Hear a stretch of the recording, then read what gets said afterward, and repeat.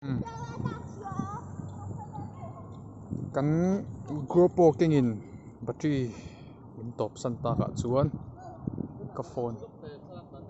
phone hian kan vlog ange hei hi Anfield ani. This is Anfield. Tiang hawa hian hei eng emo hriat reng na in hriat reng na souvenir thatak mai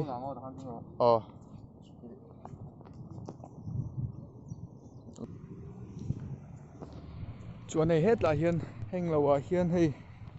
enge in ziak khi hei enge zia tak ka hrelowa an fence te thito an chung ten an tana an zia sak te pawh ni mai thei ni saw slai sawn Liverpool fence te ka hre ve ne nual thri chawa kan ti ange hei tah hian enge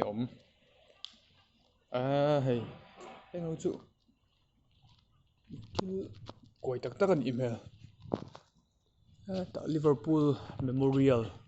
dedicated to those who lost their life at the FA Cup semi-final,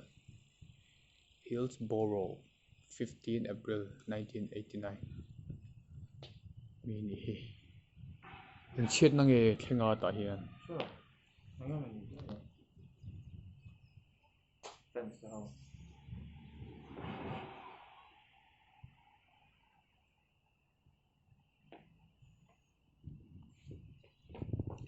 heng ho hi thi ta chu ni hi